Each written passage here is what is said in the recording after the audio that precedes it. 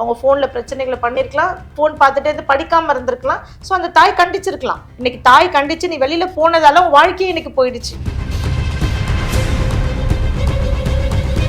இப்போ 14 வயசுல அவளோட வாழ்க்கையும் முடிஞ்சு போச்சு.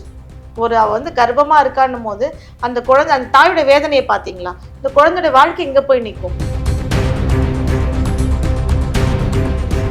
அந்த அம்மாவே தனியா தான் இருக்கு. அவங்களே கைவிடப்பட்ட பெண்.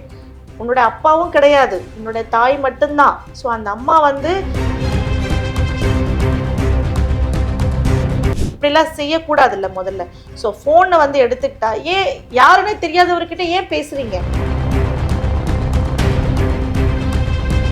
ஸோ அவர் வந்து உன்னோட அப்பா வந்து உன்னை பார்க்கலன்னும் போது உண்மையான அன்பு உன்னுடைய தந்தைக்கிட்டே கிடைக்கலையே.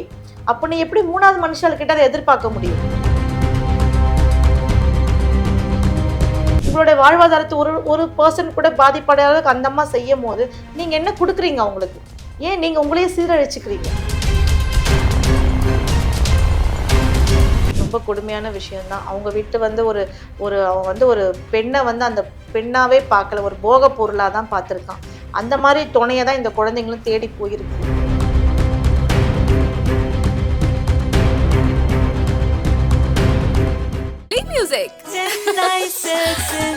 அப்பவும் இப்பவும் எப்பவும் அதிரடி கலெக்ஷன்ஸ், சரவெடி செலிப்ரேஷன்ஸ்.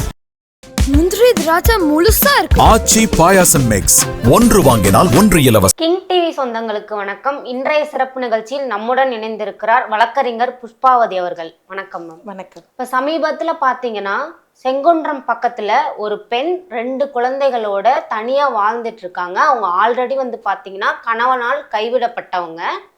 அந்த 2 பெண் பிள்ளைகளும் அம்மா கிட்ட கோச்சிக்கிட்டு கூடுவாஞ்சேரியில இருக்கக்கூடிய பாட்டி வீட்டில் தங்கி 9வது 10வது படிச்சுட்டு இருக்காங்க.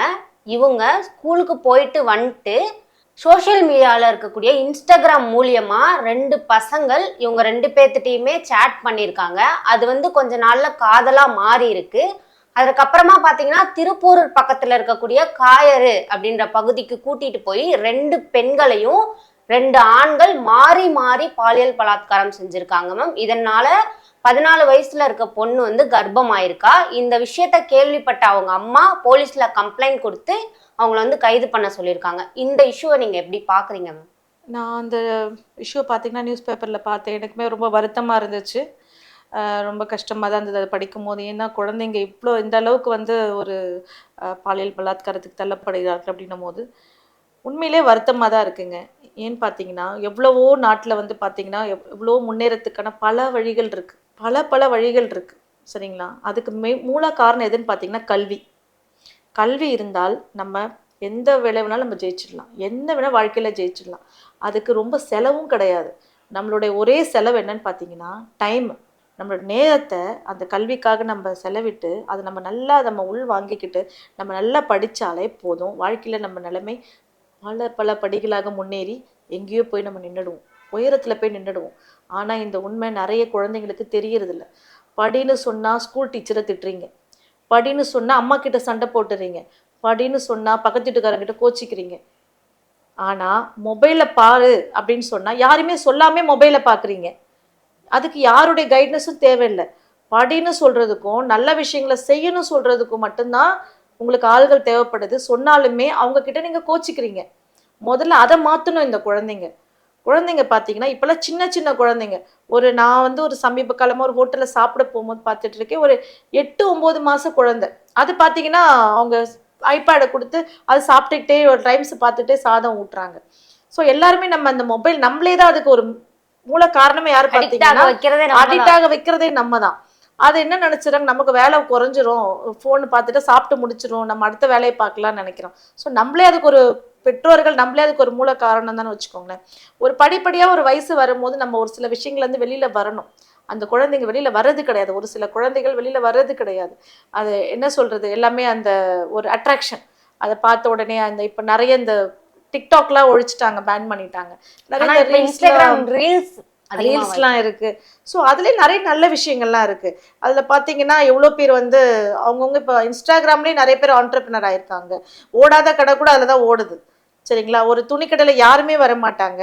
எனக்கு தெரிஞ்ச ஒரு ஜவுளி கடை இருக்குது, அதில் பார்த்தீங்கன்னா ஆளே இருக்க மாட்டாங்க. எப்படி பிஸ்னஸ் இல்லை, எல்லாம் இன்ஸ்டாவில் போயிடுது, இல்லை ஆன்லைன் சேல்ஸ் பண்ணுறோம், இன்ஸ்டாவில் நாங்கள் ரீல்ஸ் போட்டுறோம், சாரீஸ் எல்லாம் செப்பரேட்டாக. ஸோ அதில் எங்களுக்கு சேல் நல்லா இருக்குது, மந்த்லி வந்து ப்ராஃபிட்டே எங்களுக்கு 30,000 to 40,000 வருது மேடம் அப்படின்னாங்க. ஒரு ஹோட்டல் பார்த்தா ஹோட்டலே இருக்காது அந்த இடத்துல, வெறும் ரூம்ஸ் மட்டும்தான் இருக்குது, ஃபுட் மட்டும் ப்ரிப்பேர் பண்ணி வைக்கிறாங்க. என்ன சேர்ஸே இல்லை அப்படின்னு கேட்கும்போது, இல்லை இல்லை இது எல்லாமே நாங்கள் ஆன்லைன் ஃபுட்டு எல்லாமே இதெல்லாமே இப்போ ஜொமேட்டோ ஸ்விக்கிலெல்லாம் நாங்கள் புக் பண்ணிடுறோம். ஸோ அது வந்து எடுத்துகிட்டு போயிடுறாங்க. ஸோ எங்களுக்கு வந்து இன்வெஸ்ட்மெண்ட் வந்து நிறைய இந்த பிளேஸுக்கு கிடையாது, சேருக்கெல்லாம் போட வேண்டாம், சிட்டிங்கே எங்களுக்கு எதுவுமே இல்லை, ஒன்லி ஆன்லைன் ஃபுட்டு. ஸோ நிறைய நல்ல விஷயங்கள் இருக்குது. நிறைய பேர் பார்த்தீங்கன்னா படிப்பு ரிலேட்டடான நிறைய பேர் ஆன்லைனில் வந்து ஹிந்தி சொல்லி கொடுக்குறாங்க. ஒவ்வொரு வீக் டே 1 டே 2 அப்படின்னு சொல்லிட்டு 30 டேஸ்க்கு ரீல்ஸ்லேயே ஹிந்தி சொல்லி கொடுக்குறாங்க, இங்கிலீஷ் சொல்லி கொடுக்குறாங்க, ஆங்கிலம் தெரியாதவங்களுக்கு ஆங்கிலம் கிராமர் சொல்லி கொடுக்குறாங்க, இலக்கணங்களை. ஸோ எவ்வளவோ நல்ல விஷயங்கள் இருக்குது. பொதுவாகவே பார்த்தீங்கன்னா நம்ம கண்ணுக்கு எதுவுமே நல்லதே தெரியாது, பாசிட்டிவே தெரியாது. ஒரு பிரச்சனைன்னு எடுத்துக்கிட்டா கூட நல்லாவே இருந்திருப்போம், அண்ணனும் தம்பியும் 20 வருஷம் நல்லா இருந்திருப்பாங்க. ஆனால் ஏதாவது ஒரு பிரச்சனை வரும்போது பிரச்சனை தான் பெருசாக தெரியுமே தவிர 20 வருஷம் நல்லா வாழ்ந்த வாழ்க்கை யாருக்குமே தெரியாது. அது மனிதனுடைய இயல்பு. ஆனால் அதையெல்லாம் கடந்து நம்ம வரணும். அந்த நீங்கள் சொன்ன மாதிரி இந்த வழக்கில் சொன்ன மாதிரி இந்த பிரச்சனையில் அந்த அம்மாவே தனியாக தான் இருக்குது, அவங்களே கைவிடப்பட்ட பெண், உன்னோட அப்பாவும் கிடையாது, உன்னோட தாய் மட்டும்தான். ஸோ அந்த அம்மா வந்து உழைச்சி உங்களையும் பார்த்துக்கணும், தன்னையும் பார்த்துக்கணும், உங்களுடைய கல்வியும் பார்த்துக்கணும், வாழ்வாதாரத்தை பார்க்கணும். ஸோ இவ்வளோ பிரச்சனைகளை தாண்டி அது மட்டும் இல்லாம தந்தை இல்லாத வீடுன்றனால நிறைய பேர் பெண்கள் மீது தவறா நடந்துக்கிறதுக்கான வாய்ப்பு இருக்கு, அதையும் சேர்த்து பார்த்து சமுதாயத்துல அதையுமே அவங்க ஃபேஸ் பண்ணிட்டு தான் இருப்பாங்க. அவங்க அதையெல்லாம் உங்ககிட்ட சொல்லவும் முடியாது, நீங்க சொன்னா நீங்க மனதளவுல பாதிப்பீங்கன்னு. ஸோ ஒரு தாய் வந்து எவ்வளவு பிரச்சனைகளை, ஒரு பெண் வந்து ஒரு தாயாகவும் அந்த குழந்தைக்கு தந்தையாகவும் சகோதரியாகவும் ஒரு நண்பனாகவும் தாத்தாவாகவும் பாட்டியாகவும் இப்படி பல உறவுகளை தான் அந்த அம்மா அந்த ஃபேமிலியில் அவங்க காட்டணும். அந்த அம்மா அங்கே அந்த இடத்துல இருக்கணும். இதையெல்லாம் ஒரு தாய் செய்யும் போது நீங்கள் இந்த மாதிரி தவறுகள் செய்கிறது தவறு தானே, இப்படிலாம் செய்யக்கூடாதுல்ல முதல்ல. ஸோ ஃபோனை வந்து எடுத்துக்கிட்டா ஏன் யாருன்னே தெரியாதவர்கிட்ட ஏன் பேசுறீங்க? ஒரு அன்பு பாசம் தேவையா இருந்திருக்குல்ல மேம், அப்பா ஸ்தானத்தை நிரப்பணும்னு யாராவது தேடி இருக்கலாம்ல. நல்ல கேள்வி. ஆனால் இதுக்கு நான் பதில் சொல்கிறேன். அந்த உங்களுடைய தந்தைக்கிட்டேயே அந்த உண்மையான பாசம் கிடைக்கலையே, உங்களுடைய உண்மையான பாசமோ அரவணைப்போ இருந்திருந்தா அந்த தந்தை உங்களை விட்டுட்டு போயே இருக்க மாட்டார். உங்களுக்கு ஒரு சின்ன உதாரணம் சொல்கிறேன். ஒரு விவாகரத்து ஆன பின்பு கூட ஒரு அப்பா வந்து தன்னுடைய குழந்தைகளை திருமணம் ஆகும் வரை பார்த்து கொள்ளலாம், வந்து பார்த்துட்டும் இருக்காங்க, அரவணைப்பு இருந்துகிட்டே தான் இருக்கும். என்னவா இருந்தாலும் அந்த குழந்தைங்களுக்கு அப்பா அவர் தானே. ஸோ தன்னுடைய உரிமையை விட்டு கொடுக்காத அப்பாக்கள் எவ்வளோ பேர் இருக்காங்க. ஸோ அவர் வந்து உன்னுடைய அப்பா வந்து உன்னை பார்க்கலன்னும் போது உண்மையான அன்பு உன்னுடைய தந்தைக்கிட்டே கிடைக்கலையே, அப்போ நீ எப்படி 3வது மனுஷால்கிட்ட அதை எதிர்பார்க்க முடியும்? அதை நீங்கள் யோசிக்கணும்ல, அது எப்படி வந்து யாரோ ஒருத்தர் எப்படி நமக்கு உண்மையான அன்பு கிடைக்கும்? அதுவும் நம்மளுடைய வயசுன்னு ஒன்று இருக்குது. இந்த வயசு என்ன வயசு? துள்ளி திரிந்து ஆடும் பாடி படிக்கிற வயசு. துள்ளி விளையாடுங்க, ஃப்ரெண்ட்ஸ் கிட்ட நல்ல விஷயங்களை பேசுங்க, அம்மா வரும்போது அம்மாவுக்கு தேவையானதை உதவி செய்யுங்க, படிங்க. படிக்கிறதுக்கு தானே அந்த அம்மா வேலைக்கு போகிறாங்க, அந்த அம்மா வீட்லேயா இருக்காங்க, அந்த அம்மா போய் ஒரு இடத்துல வேலைக்கு போயிட்டு இருக்காங்க, அவங்க அலுவலகத்துக்கு போகிறாங்க, அவங்க சம்பாதிக்கிறாங்க, அவங்க ஊதியம் வாங்கினா உங்களை பார்த்துக்க முடியும். உங்களுடைய வாழ்வாதாரத்தை ஒரு பர்சன் கூட பாதிப்படையாத அந்த அம்மா செய்யும் போது நீங்கள் என்ன கொடுக்குறீங்க அவங்களுக்கு? ஏன் நீங்கள் உங்களையே சீரழிச்சுக்கிறீங்க? இன்ஸ்டாகிராமில் எவ்வளோ நல்ல விஷயங்கள் இருக்குது. நான் சொன்ன மாதிரி ஹிந்தி சொல்லித்தராங்க, இங்கிலீஷ் சொல்லித்தராங்க, நீங்கள் அதிலேயே கான்சன்ட்ரேட் பண்ணலாமே. ஜென்ரலாக இப்போது நம்ம பார்த்தீங்கனாலே எல்லா பசங்களுமே ஃபோனுக்கு தாங்க அடிக்ட் ஆகிடுறாங்க. டைம் கிடைக்குதா உடனே ஃபோன். அதுக்கு முன்னாடிலாம் பார்த்தீங்கன்னா போர் அடிக்குதா புத்தகங்களை வாசிப்பாங்க, வெளியே போய் விளையாட ஆரம்பிச்சு. இப்போதான் விளையாடவும் முடியலையே. பக்கத்து வீட்டுக்கார வந்து 60 வயசு தாத்தா கற்பழிச்சிட்டான், 50 வயசு தாத்தா கற்பழிச்சிட்டான், பெரியம்மா வீட்டில் நம்பி விட முடியல. இப்போதான் அந்த மாதிரியும் இருக்காங்க இல்லையா? ஸோ அதுக்கு பயந்து என்ன பண்ணிடுறாங்க, எல்லாருமே வீட்டுக்குள்ளேயே விட்டுறாங்க, வீட்டுக்குள்ளே இருக்குன்னு நினைக்கிறாங்க. வீட்டுக்குள்ளே இருந்தாலும் இந்த பிரச்சனை, ஃபோன் பிரச்சனை. இதுக்கு முன்னாடி பார்த்தீங்கன்னா டைம் கிடைக்கும் போதெல்லாம் குழந்தைங்கள்லாம் சாயந்தர காலத்தில் போய் விளையாடுவாங்க. மாலை நேரத்தில் பார்த்தீங்கன்னா ஒவ்வொருத்தர் நொண்டி விளையாடுதல், எல்லாரோட சேர்ந்து பேசுவாங்க, விளையாடுறது, எல்லாருமே சேர்ந்து இந்த கல் விளையாடுறது, இந்த மாதிரிலாம் விளையாடுவாங்க, குழாங்கள் விளையாடுறதுலாம். பட் இப்போல்லாம் அந்த மாதிரி எதுவுமே இல்லையே. இல்லை அப்பார்ட்மெண்ட் லைஃப் ஆகிடுச்சு, இவங்கக்கிட்ட பேசினா பிரச்சனை, பாலியல் பலாத்காரங்கள், தேவையில்லாத பிரச்சனைகள், ஸோ இதனால என்ன பண்ணிடுறாங்க, எல்லாருமே வீட்டுக்குள்ளேயே முடங்கி கிடக்கும்னு நினைக்கிறாங்க. சொந்த பந்தங்களே நம்பி அனுப்ப சொந்த முடியும். பந்தங்களே நம்பி நம்ம எவ்வளோ கேஸ் பார்த்துருக்கோம். பெரியப்பா வீட்டில் நம்பி விட்டதை பார்த்துருக்கோம். தாத்தா வீட்டில் விட்டாலும் இந்த பிரச்சனைகள் வரும்போது என்ன நினைக்கிறாங்க பெற்றோர்கள், இந்த குழந்தைங்க வீட்டிலே இருக்கட்டும், எதுக்கு வெளியில் போய் தேவையில்லாத பிரச்சனை, நம்ம வீட்டில் நம்ம குழந்தை சேஃபாக இருக்கணும்னு நினைக்கிறாங்க. அதில் எந்த தவறும் கிடையாது. ஆனால் சேஃபாக இருக்கும் போது இந்த குழந்தைங்களும் சேஃபாக இருக்கணும்ல, பாதுகாப்பாக இருக்கணும்ல. எதுக்கு யாரோ தெரியாதவங்க கிட்ட எதுக்கு பேசுறீங்க? ஒருவேளை அவங்க அம்மா அவங்க கூடயே இருந்து பார்த்துட்டு இருந்தாங்கன்னா இந்த பிரச்சனை இல்லாம இருந்திருக்குமா மேம்? அது அந்த அம்மா நம்ம அதை அப்படி சொல்ல முடியாது இல்லையா. அவங்களும் வேலைக்கு போனால் தானே இந்த குழந்தைங்களோட படிப்பு செலவு பண்ண முடியும் இல்லையா. எவ்வளவோ பிரச்சனைகள் இருக்குல்ல. வீட்டுக்கு வாடகை கொடுக்கணும், குழந்தைங்களுக்கு படிக்க வைக்கணும், சாப்பிடணும், அவங்களுக்கு தேவையான துணிமணி வாங்கி கொடுக்கணும், எவ்வளோ பிரச்சனைகள் இருக்கு. பட் அவங்க கண்காணிப்புல இல்லையே, பாட்டி வீட்டுக்குள்ள இவங்க கோச்சிட்டு போயிருக்காங்க.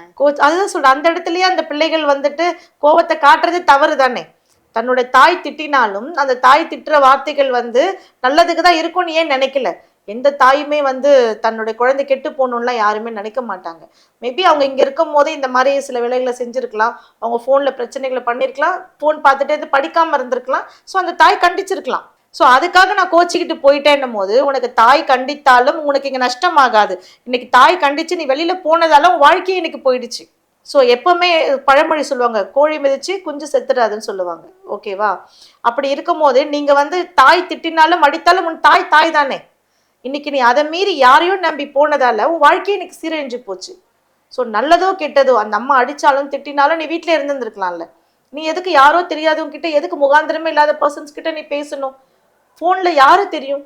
இப்போது 14 வயசில் அவளோட வாழ்க்கையும் முடிஞ்சு போச்சு. அவ வந்து கர்ப்பமா இருக்கான்னும் போது அந்த குழந்தை, அந்த தாயோட வேதனையை பார்த்தீங்களா? இந்த குழந்தையோட வாழ்க்கை எங்கே போய் நிற்கும்? இதுலேருந்து வெளியில் வர்றதுக்கு திருப்பி நம்ம எல்லாருமே கடந்து வரணும். சமுதாயத்தில் மனநிலைமை கடந்து வரணும், சமுதாயத்தில் கடந்து வரணும், அக்கம் பக்கம் பதில் சொல்லணும். ஸோ அந்த தாய் எவ்வளோ வேதனைப்படுவாங்க. ஸோ நான் என்ன சொல்கிறேன்னா, எல்லாருக்குமே சொல்கிறது ஒன்று தான், ஃபோன் வந்து எதையுமே அடிமையாகவே ஆகக்கூடாது. ஃபோனில் எவ்வளோ நல்ல விஷயங்கள் இருக்குது. நான் சொன்ன மாதிரி ஒரு 15 வயசு பொண்ணை இன்றைக்கி பார்த்தீங்கன்னா கிளாஸ் எடுக்குது ஆன்லைன்லேயே. அவள் டைம் ஃப்ரீயாக இருக்கும்போது டியூஷன்ஸ் எடுக்கிறாங்க. அவங்களுக்கு நாலேஜ், அவங்களுக்கு அறிவை வந்து பகிர்ந்துக்கிறாங்க. இவ்வளவோ நல்ல விஷயங்கள் இருக்கும் போது ஒரு 21 வயசு பொண்ணு வந்து ஆண்டர்பிரினர் ஆகிடுறா. கேட்டால் நான் பிஸ்னஸ்லேயே ஆன்லைனில் நான் பொட்டிக்லேயே வந்து ஆன்லைன்லேயே சாரீஸ் வாங்கி அப்படியே சேல்ஸ் பண்ணிடுறேன் அப்படின்னு சொல்கிறாங்க. வீட்டுக்கு கூட எதுவுமே கொண்டு வரது கூட இவ்வளோ டெவலப்மெண்ட் இருக்குது. ஒரு மர்ச்சன்ட் கிட்ட இருந்து வாங்குறாங்க, வாங்கவே வேண்டாம், ஆன்லைன்லேயே பிளாக் பண்ணுறாங்க, அதை எடுத்து இன்னொன்று அப்படியே போஸ்ட் போடுறாங்க, அப்படியே சேல்ஸ் பண்ணிடுறாங்க. அவங்க கெயின் மட்டும் ஒரு நாளைக்கு வந்து பார்த்தீங்கன்னா வீட்டிலேருந்து 1000 ருபீஸ் சாலிடாக சம்பாதிக்கிறாங்க. ஸோ இவ்வளோ நல்ல விஷயங்கள் இருக்குது. ஏன் நம்ம இன்ஸ்டாகிராம் டோட்டலாகவே நம்ம நெகட்டிவ்னு சொல்லலை, நல்லதும் இருக்குது கெட்டதும் இருக்குது. நம்ம எடுத்துக்கிறத பொறுத்து தான் இருக்குது எல்லாமே. அந்த இடத்துல வந்து பார்த்தீங்கன்னா 2 பேரும் மாறி மாறி பாலியல்ல ஈடுபட்டிருக்காங்கல்ல மேம், இதை எப்படி பாக்குறீங்க? 2 ஆண்கள் 2 பெண்களை மாத்தி பண்ணதை எப்படி பாக்குறீங்க? ரொம்ப கொடுமையான விஷயம்தான். அவங்க வீட்டு வந்து அவன் வந்து ஒரு பெண்ணை வந்து அந்த பெண்ணாவே பார்க்கல, ஒரு போக பொருளாக தான் பார்த்துருக்கான். அந்த மாதிரி துணையை தான் இந்த குழந்தைங்களும் தேடி போயிருக்கு. சரியா? அவன் வந்து ஒரு பெண்ணா, ஒரு மனித, அது ஒரு என்ன சொல்றது, அது ஒரு சதை கொண்ட ஒரு இதுவாக தான் பார்க்குறாங்களே தவிர, அது சதை கொண்ட ஒரு பிண்டமாக தான் பார்க்குறாங்களே தவிர, அதுக்கு வலி இருக்கும், அதுக்கு வயசு என்ன, அதுக்குள்ள உணர்வுகள் என்ன, அந்த பொண்ணு எதை எதிர்பார்த்து வந்திருக்கும்? நீங்கள் சொல்கிற மாதிரி ஒரு தந்தை அன்பை எதிர்பார்த்து வந்தாலா, சகோதரத்துவ அன்பை எதிர்பார்த்து வந்தாலா, அதெல்லாம் பார்க்கறது கிடையாது. ஸோ இப்போ இருக்கிற அந்த காலகட்டங்கள் வந்து இதுக்கெல்லாம் முக்கிய காரணமே பார்த்தீங்கன்னா, ஒன்று மொபைல், இன்னொன்று போதை. எந்த தவறுகள் பார்த்தீங்கன்னா சுயமாக இருக்கும் போது எதுவுமே நடக்கிறது குறைவாக தான் நடக்குது. ஆனால் அந்த போதையை அவங்க எப்போ வந்து அந்த ட்ரிங்க்ஸு, அந்த மது பழக்கம், இந்த போதைப் பொருள் இதெல்லாம் உள்ளே கன்சியூம் பண்ணும் போது தான் பார்த்தீங்கன்னா பிரச்சனைகள் பூதாகரமாக வருது. அவங்களுக்கே என்ன பண்ணுறோன்னு தெரிய மாட்டேங்குது. அந்த பொண்ணு நம்பி வந்திருக்கா, அதை அவங்க வந்து அவன் நல்ல ஒரு பர்சன்ஸாக இருந்தால் கூட அட்வைஸ் பண்ணி கூட அந்த பொண்ணுங்களை அனுப்பியிருந்துருக்கலாம். ஆனால் அவங்களுக்கு அப்படி தோணலை. ஸோ அவங்க வந்து அது ஒரு போக பொருளாக தான் அந்த பொண்ணை பார்த்துருக்காங்க, அது வாழ்க்கையை சீரழிச்சிருக்காங்க. இது சட்டப்படி நடவடிக்கை எடுத்து தான் ஆகணும். அது மட்டும் இல்லாம மறுபடியும் காட்டுப்பகுதி கூட்டிட்டு போயிட்டு டார்ச்சர் பண்ணியிருக்காங்க மேம். அதுதான் இது ரொம்ப கஷ்டமாக தான் இருக்குது இதெல்லாம் கேட்கும் போது. ஏன்னா இதுக்கு எல்லாத்துக்குமே காரணம் என்னென்னாங்க, போதை பொருள் ஒழிக்கணும், மது ஒழிக்கணும், நிறைய போராடிட்டு தான் இருக்காங்க. பட் ஆனால் நம்ம நாட்டில் வந்து அதை பண்ண முடியல. அது பண்ணுறதுக்கான நிறைய சில சட்ட விஷயங்கள்லாம் இருக்குது. அது அரசியல்வாதி தலையீடுகள், நம்மளால் அது உடனே ஒழிக்கணுன்றது ஒரு கேள்விக்குறி தான். ஆனால் நம்ம பாதுகாப்பாக இருந்திருக்கணும், நம்ம எப்போவுமே கரெக்டாக இருந்துக்கணுங்க. நான் என்ன சொல்ல வரேன்னா, இந்த பிள்ளைங்க வந்து படிக்கிற டைமில் படிக்கணும். அதாவது வயதோட குழந்தைகளாக இருந்தால் தான் சில விஷயங்களை வந்து எல்லாத்துலேயுமே ஜெயிக்க முடியும். குழந்தையாக இருக்கணும், பெற்றோராக இருக்கணும். பெற்றோர்களுக்குமே நான் சொல்கிறேன், அந்த குழந்தை இப்போ இருக்க காலகட்டத்தில் பார்த்தீங்கன்னா, நீ திட்டுனியா நான் பாய்சன் சாப்பிட்டுருவேன், நீ திட்டுனியா நான் வீட்டை விட்டு போயிடுவேன். எதுக்கு திட்டுறோம்? அந்த காலத்தில் பார்த்தீங்கன்னா அடிப்பாங்க, கில்லுவாங்க.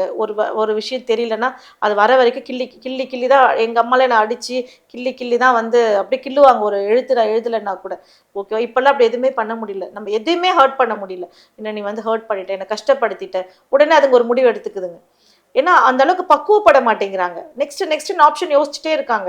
அப்போல்லாம் நம்ம திட்டினாலும் நம்ம அம்மா தான் அழுதுகிட்டே வந்துட்டு உட்காந்துருப்போம், அவங்க சமாதானப்படுத்துவாங்க. இப்போ நீங்கள் சமாதானப்படுத்துறதுக்கு அம்மாவுக்கும் டைம் கிடையாது, குழந்தைகள் வந்து பொறுமையாக இருக்கிறதுக்கு அவங்களுக்கும் பக்குவம் கிடையாது. நீ அழறியா அப்படியே தொடச்சிட்டு இந்த பக்கம் ஃபோன் பார்க்குறாங்க. அப்போல்லாம் அடிச்சுட்டு வலிக்குதேன்னு சொல்லிட்டு உட்காந்துருப்போம், நமக்கு எங்கேயுமே போகிறதுக்கு போக்கிடம் இருக்காது. அந்த காலகட்டத்தில் பார்த்தீங்கன்னா அம்மா அடிச்சுட்டு அதே இடத்துல தான் உட்காந்து அழுதுட்டு இருப்போம், எங்கேயுமே இப்படி எப்படி அசையவே முடியாது.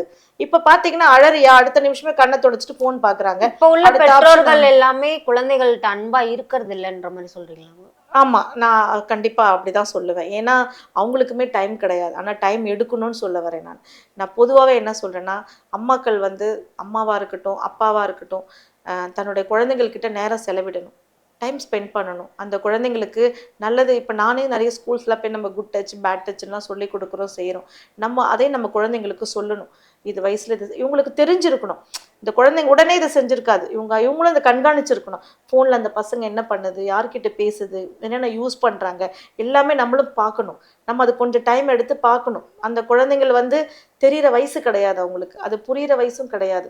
ஸோ நம்மளோட கடமை என்னென்னா கொஞ்சம் டைம் எடுத்து அதுங்க என்ன பண்ணுறாங்கன்னு கண்காணிக்கணும். அந்த குழந்தைங்கள கண்காணிக்கணும். அம்மா வந்து கொஞ்சம் பாசமாகவும் இருக்கணும், அன்பாகவும் இருக்கணும், அரவணைப்பாகவும் இருக்கணும். வேறு வழி இல்லை. ஏன்னா இப்போ அந்த குழந்தைங்களுக்கு பக்குவம் கிடையாது, அது யோசிக்கிற நாலேஜும் கிடையாது, பொறுமையும் கிடையாது.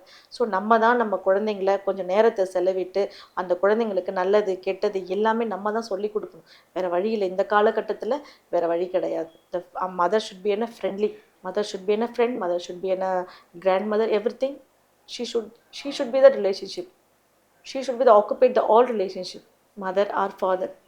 அடுத்தவங்களை சொல்லிக் கொடுக்க சொன்னால் அது வந்து சரியாக வரதில்லை இப்போல்லாம். ஸோ நம்ம தான் நம்ம குழந்தைங்கள எல்லாமே சொல்லி வளர்க்கணும். இது வரைக்கும் எங்க கூட பல்வேறு கருத்துக்களை பகிர்ந்து நன்றி. Play music.